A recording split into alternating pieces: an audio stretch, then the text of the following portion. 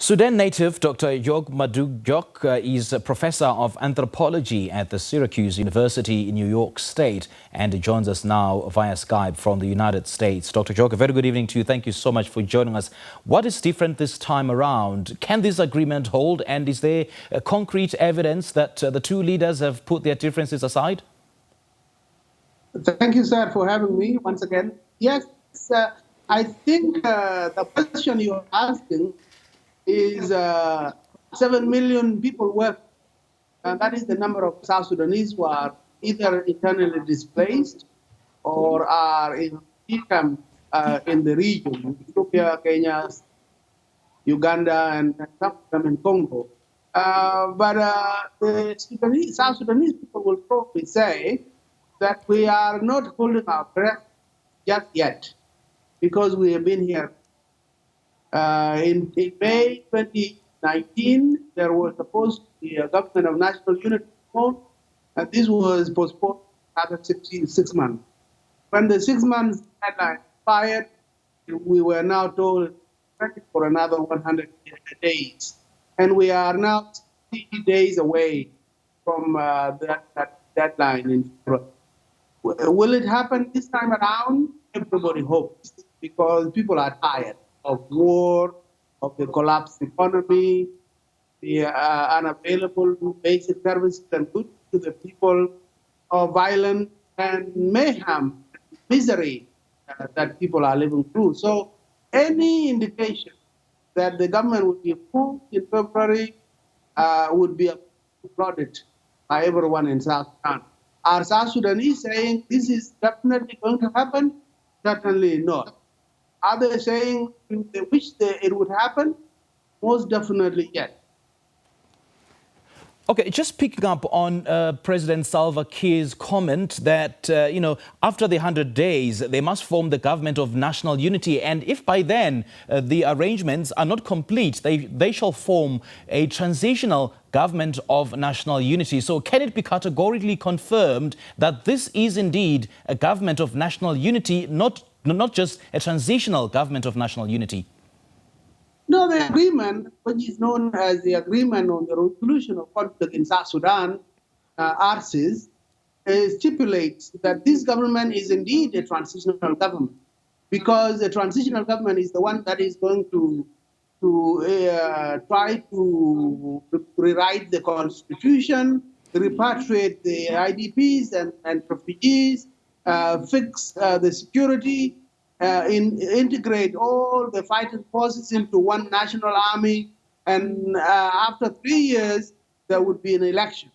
So, in essence, everything has been stipulated that it would be a transitional government anyway. So, President Kiir is not saying anything new by saying that, if we don't form a government in February, we will form a transitional government. I don't understand what that is about. Because at the end of the day, what was expected and anticipated to begin with is a transitional government of national unity, known as RIGUNU, revitalized transitional national government of national unity.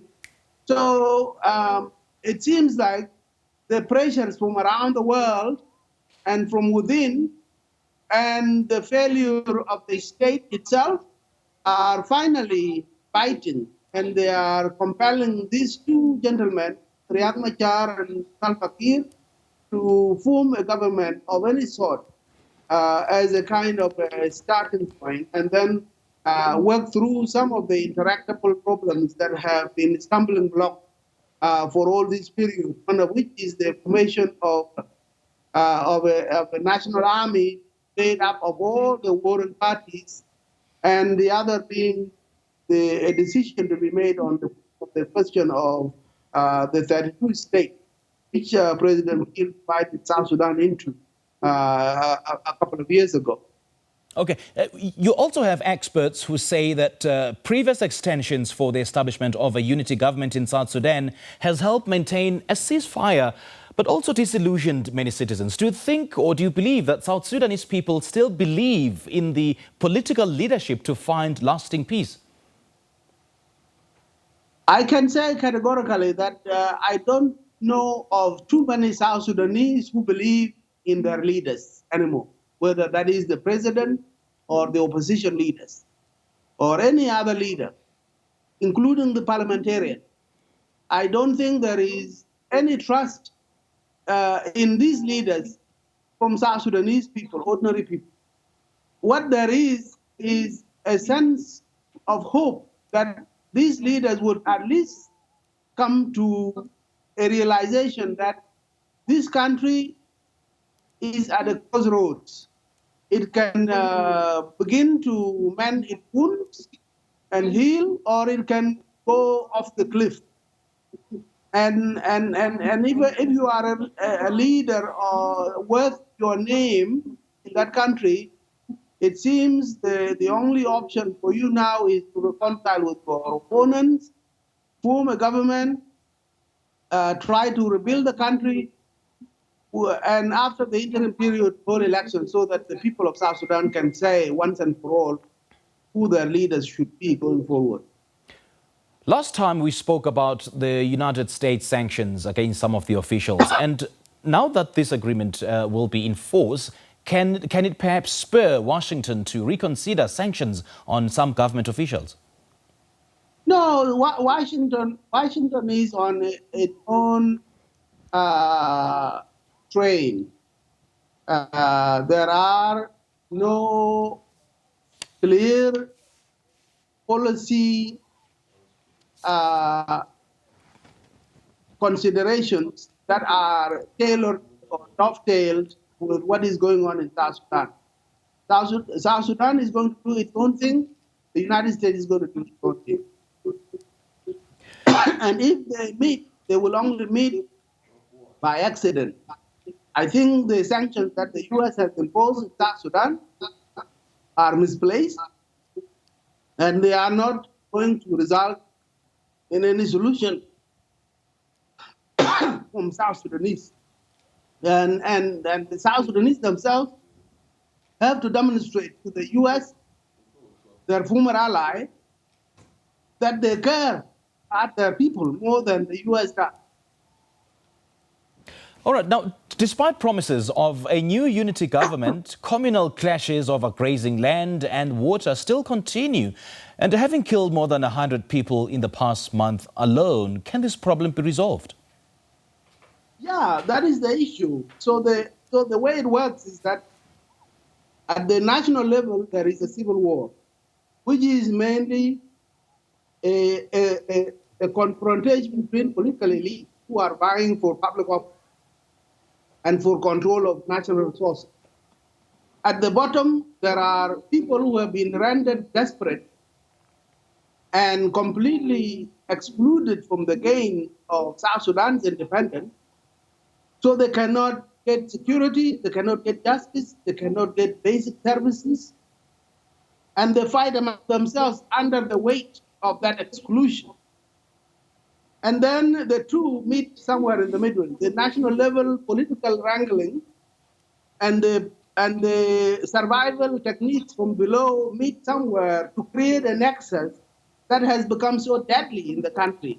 And while the two sides are not visibly connecting, there is no question that it is these two levels of confrontation that have made the country entirely unlivable and unimaginable in becoming a unified, viable country in the near future if the political leadership of that country doesn't sit back and think about what direction they want to take the country to. Is it going to be the continued fight over power and resources, or is it going to be about reconciling the people of South Sudan so that they can at least live with one another and be left alone in order to do their own thing, to farm, to raise their cattle, and be able to survive on a daily basis?